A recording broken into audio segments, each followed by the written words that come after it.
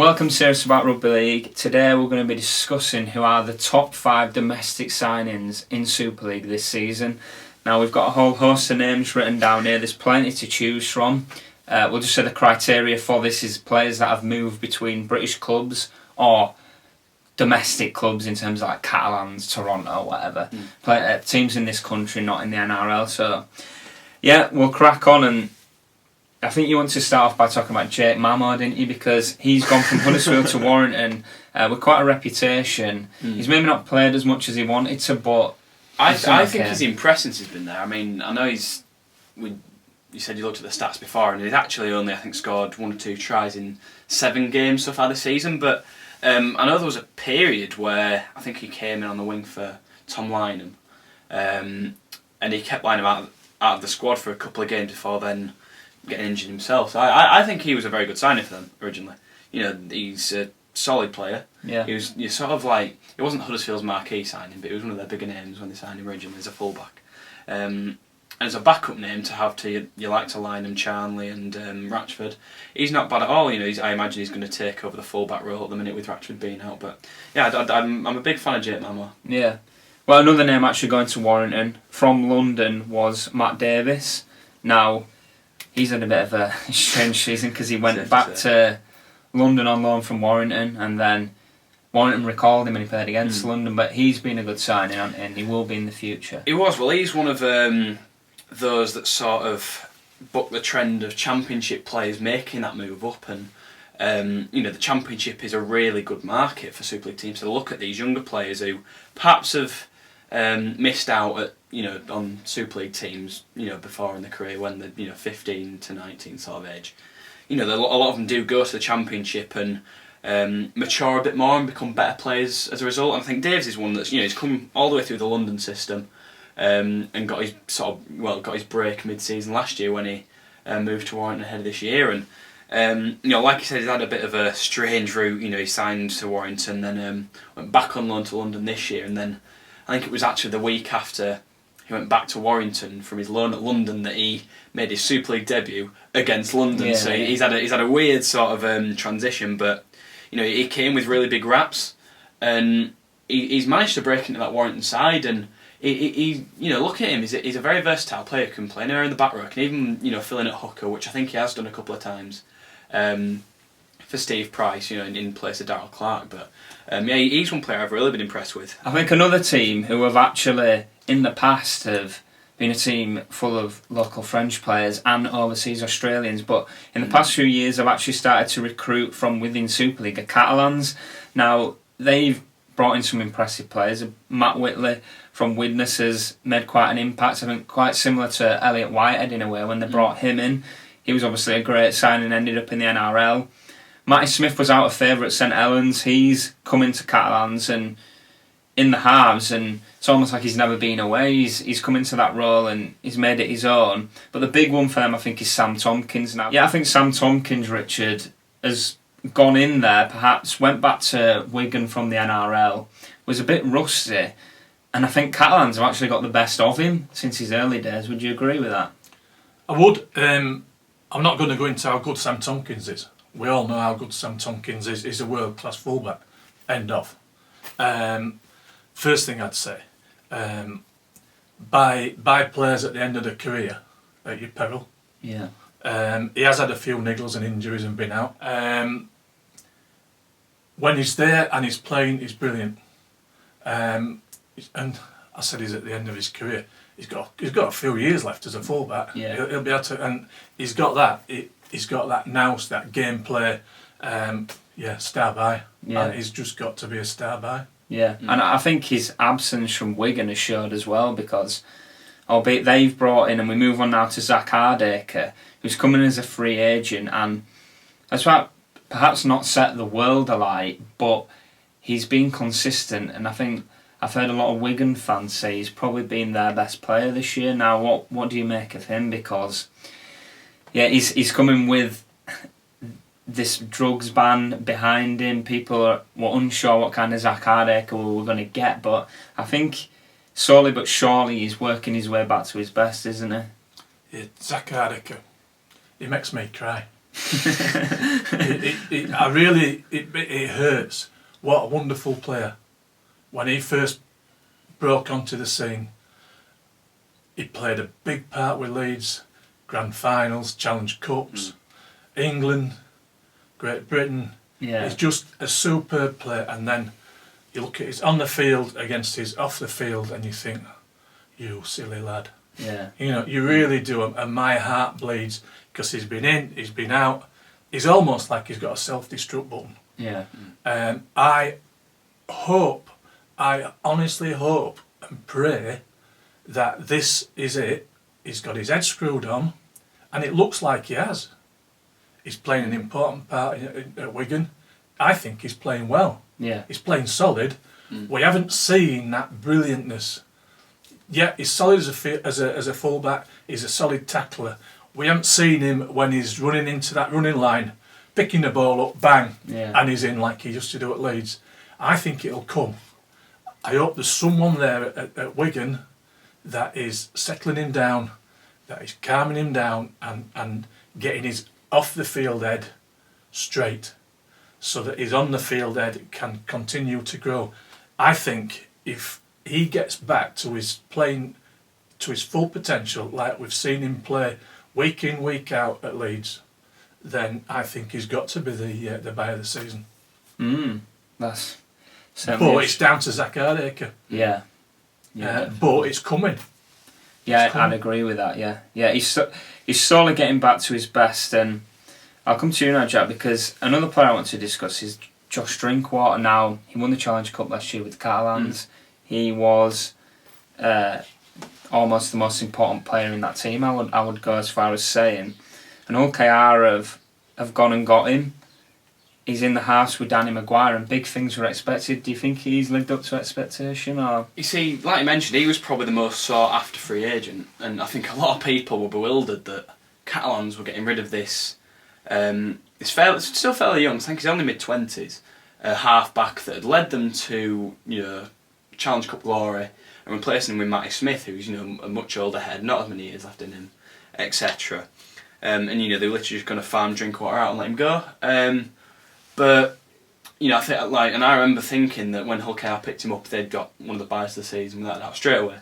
He looked so composed, and he's got such a good kicking game, etc. Great vision. When he was playing for Catalans, but I just don't think he's replicated it as much.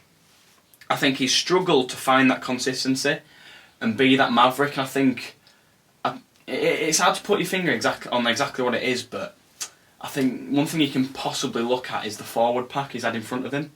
He seemed to work really well. We all know about Catalan's massive forward pack. They've only improved it this year with the likes of Sam Cassiano, for example. But we all know how good their forward pack is. Your Sam Mowers, your Remy Casters, Julian Bousquet, etc. And he seemed to love playing off the back of that. I mean, his forward set that platform for him to do whatever he wanted to do. Yeah. But it just doesn't seem like KR have had that same sort of thing. They've also had a fair few injuries this season. I mean, last week they had to let go of Nick Scruton and Lee Jewett, who unfortunately have picked up really bad injuries and have had to seek opportunities away from the game. Scruton's been told by his doctor. Yeah, exactly. Yeah. Keep playing. This is what's going to happen. Yeah, bang on. So that's two big name forwards that they've lost at KR, and they've had other injury issues as well. I know Mossy Masoi's struggled to hold down more than 2-3 games in a row, among others. So it seems like that might be what you can put it down to, but he's just not seemed to click as well as he did last season, and you can tell from how KR have done in the season, this season in the league, that that's probably on the back of Drinkwater not firing as well. Yeah, and another player actually who went to Hull KR from Leeds is Jimmy Keinhorst. Now, perhaps Drinkwater's not hit the heights, whereas Keinhorst has perhaps overachieved there from what people expected. Would you agree? Well, as a Leeds supporter, why did we get rid of him? Why? He's not the best player in the world. He's a decent player. He's consistent. He's consistent in terms of effort. He just puts a stint in, game out, and you can rely on him. And I mean, his try scoring record at Leeds weren't bad at all. He got over that try line. Yeah. And I couldn't understand it when Leeds let him go. but he's gone to Hull KR, and I think Hull KR's table position underlies their potential at the minute, and I think they're not quite firing on all cylinders. There's something, whether it's Drinkwater, there's something just that they put in a stint, then they have a disaster. Yeah. They've had more disasters than they've had good games, but Keinhorst is playing solidly, which you would expect. Yeah, and he looks good in that side, and he links up. One of the others that's on the list is Jarrod. Again, he ain't the best player in the world. Yeah. But he puts a stint in. Probably, I don't think he's in the same league as Keinhorst. I think Keinhorst consistently punches above his weight. Yeah. He's like that boxer that he can fight in the next weight. Yeah. Purely because of his effort and his mindset. I don't think Iraq is quite in that league. He makes too many mistakes. He's always made mistakes, often at a crucial point of the game. So getting back to Keinhorst, I think I think that's been a cracking signing. Yeah, I really do. Iraqi, journeyman. Well, yeah, you talk about Haraki now. He went on loan to Widnes at the back end of last year. Widnes went down, and from that you always get the team that get relegated. A few of the players always get picked off. They're better players by Super League clubs. Now, Salford actually picked off Greg Burke and Gil Dudson, two players you perhaps, I wouldn't say they were massively sought after, but Widnes, Salford obviously saw some in them two at Widnes to go and get them.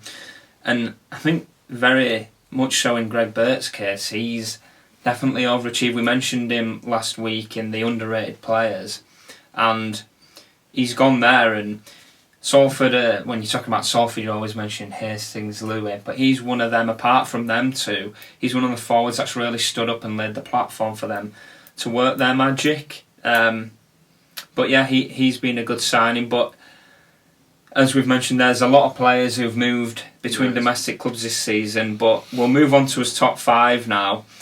As we said, there were plenty to choose from, but we feel like these five were the ones that have made the biggest impact. And the first one I'm going to discuss is a player who's not actually made a permanent move, is Joe Wardle. Now, he was signed back from the NRL by Castleford last season. Didn't really work for him there, and then he's gone back to Huddersfield where it all started for him on loan. And he's probably been their best player this season, along with Alex Mellor. He's up there, definitely. I like Joe Wardle a lot. I think he's a very no-nonsense, direct... Well, I say back row, he started off in the centre. Like we mentioned, he sort of made his name as conjuring up a perfect partnership almost with Brett Ferris when he was back at Huddersfield. Those two worked brilliant in tandem, and that was where he sort of made a name for himself. He perhaps struggled a bit in the NRL. Never really sort of found his feet then when he came back with Castleford, but he's really come into his own at Huddersfield. And I think one thing that you can sort of see, which I really like watching at the weekend, was that you had him in the second row, and you had his brother Jake, who's now come through the ranks at Huddersfield alongside him. I think that's sort of... It sort of feels like he's got a natural sort of family at Huddersfield, without sort of mentioning the obvious. And it just seems like the place for him. He's played well there. Whenever he's been at Huddersfield, at the John Smith Stadium. Yeah. He's got back to really good form this year, and he's been superb. Yeah. In fourth place, we've actually gone with Craig Kopczak now. Again, not someone you would have probably mentioned before the season as being in the top five, but he's gone to Wakefield from Salford. I think he's always been... I know Salford fans were very disappointed when he left. And Wakefield... Again, we mention it like with Greg Burke, players who go under the radar because other names like David Fafita, Danny Brough, Jacob Miller always get mentioned more, but Craig Kopczak is one of them that consistently performs week in, week out. And for Wakefield this season, he's been outstanding, hasn't he? He has, yeah. I think, again, he was a really clever buy from Wakefield. They've very much not focused on getting the big ticket players like the likes of Leeds have. But sort of focused on the mod. Yeah, I think they got the most domestic signings out of anyone. You mentioned Danny Brough, George King's another one. They got some solid Super League players, and it's really showed. I really like watching Wakefield play. I think they're really exciting to watch, and you look at their front row and they've got a really, they've got great depth up there, including Kopczak, and he's just one of those sort of really no-nonsense players that doesn't often get the praise he deserves because he does a lot of the unnoticed work. Yeah. He's the one who's taking the hard carries up the middle and laying that platform for the likes of Miller, the likes of Brough, Hampshire, to all play off the back of. So, yeah, I've always liked Craig Kopczak. I think he's always been a solid player at whichever club he's been at and just been consistent. Yeah. And you can't really ask much more of a player than that. Yeah, I'd agree with that. And we're moving to the top 3 now, and a player that you definitely wouldn't have put on this list before the start of the season is Joe Bullock. Now, he arrived at Wigan from Barrow. You talk about players making that step up to Super League. Now, he's definitely done that, hasn't he? Well, we mentioned Matt Davis earlier, and Bullock's taken the same, the same journey, and perhaps been forced into making better of it because he's, without doubt, like we said, been one of Wigan's most outstanding players this season. But I think they've suffered injuries in their forwards, and he's not really had he's not really been eased in. He was, I think, thrown in the first round or two, and has since been. I think he's been probably the first name on the team sheet each week for Adrian Lam, and for a good reason. I mean, you look at his size. I remember seeing pictures of him before the season started, and think he used to play in the wing for Wigan. He was in their academy as a winger, and you think, how's a bloke that big? Yeah. He used to play as a winger, but he's been hitting the heights for Barrow for the past couple of years and really made a name for himself as this solid championship enforcer. And he's now bringing that into Super League, and he's still, I think he's about 25 or so. He's still got his best years ahead of him, arguably, as a prop. Yeah. So I think, this is just the start of his big journey in Super League, and you never know. We've seen stranger things happen. He could go on to play NRL, maybe even international level. Yeah, definitely. He's made a cracking impression since he's come at Wigan, and it's been exciting to see him and players like that have come from the Championship do so well. Yeah, definitely. Now we're coming to the top 2, and in second place, and very unlucky not to be in first place, is Jordan Abdul. Now, he's one of them that's always been on the periphery of things at Hull FC. He's been loaned out here, there and everywhere. And it seems now he's found a real home at London. And you were saying earlier, when you think of London Broncos now, you think of Jordan Abdul. Yeah, for me, he's their key player.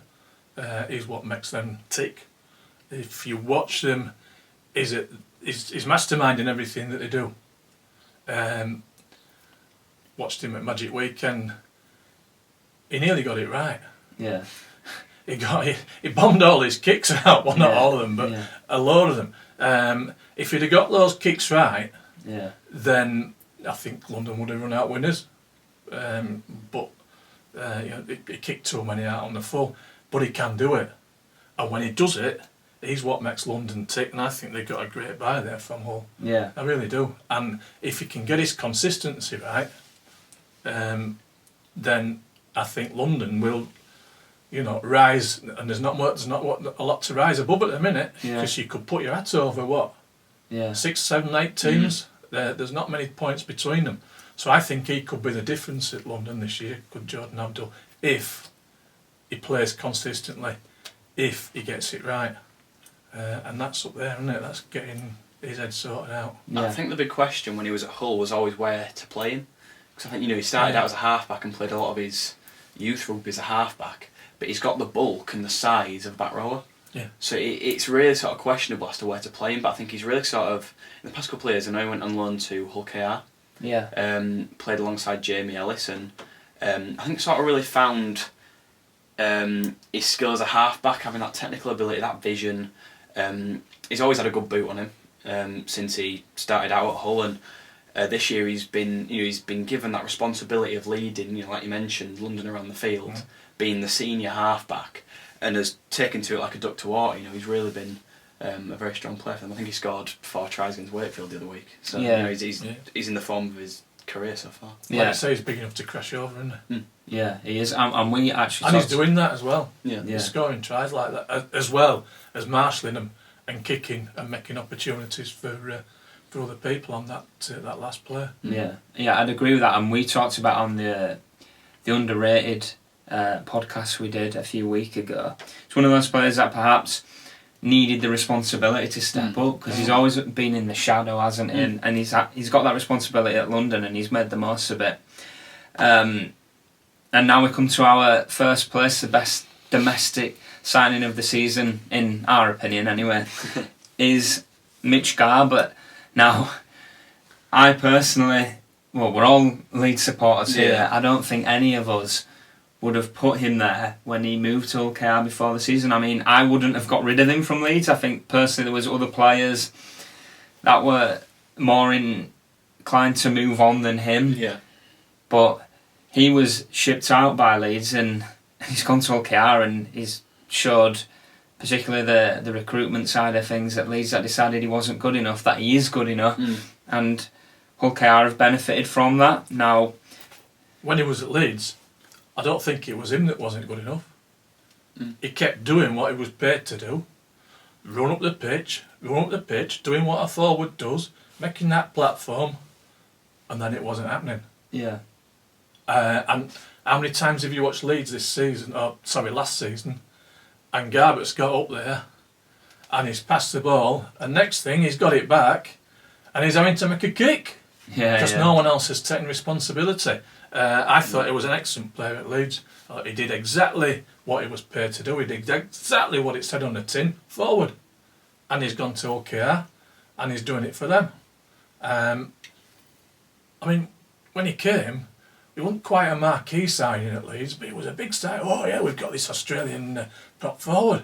Wow, it's going to be good. Well, he did exactly what he was paid to do. He's gone to OKR and he's doing exactly the same. The only difference is now that they have actually got some players with the potential, or shall we say the right mindset, to play off him, to do what's needed once he's made that platform for them. Yeah. Well, he mentioned when he came to Leeds, I mean, I think he won, he came to Leeds in 2015 when they won the treble, and I think it was in the space of about 12 games or so that he won all 3 trophies. Yeah. But by no means was he a passenger in that side. He held his own, and it's probably safe to say he gave just as much as every other player did in those that short period of time that he played. And I thought he was really unlucky to be found out at the start of this season. He's still, and I've mentioned this a lot for a lot of the players we mentioned, but he's still quite young. Yeah. He's mid to sort of maybe late 20s. He's a big bulky player, great on the go forward, and he's one of those players that would you want to get in front of him if you were a defender? No, definitely not. I think earlier this season, I think he was the top meter maker in Super League at one point after a few rounds. Yeah. And if that doesn't say a lot about a forward, bearing in mind how much the go forward game is very outside backs orientated, you tend to see a lot in the meter making stats. A lot of those are backs and wingers that are maybe scooting out from dummy half at the start of sets and stuff to get a bit of momentum going. But for a prop to be up there with those kind of players nowadays is almost unheard of. And I think that says a lot about Mitch Garbutt and the impact he's had at OKR. Yeah, I'd agree. And I think with a lot of players on this list, you see players that perhaps underperform at certain clubs and then they go elsewhere and they're unreal, and you're like, well, how does that happen? But especially in the case with Garbutt, and I think Richard mentioned it, it's just they know how to utilise him Some better. players around you, isn't it? Yeah. There's no use making that platform and just running your guts out, bang, bang, bang. Yeah. 2 or 3 of you, and then nothing happens. Yeah. You've just start again then. Yeah. Well, you've got to have those people to use the ball once you've got in that area where you're within striking distance, and he's the player to do it. And I think perhaps at Leeds he probably wasn't getting enough of the ball, whereas at OKR he is, and he's showing everybody what he can do. Yeah, exactly. And that's why he's at number 1 on this list. We'd love to hear your thoughts. Who would your best domestic signing of the season be? Who would your top 5 be? Let us know if you agree with what we've gone with. Let us know in the comments, and don't forget to subscribe.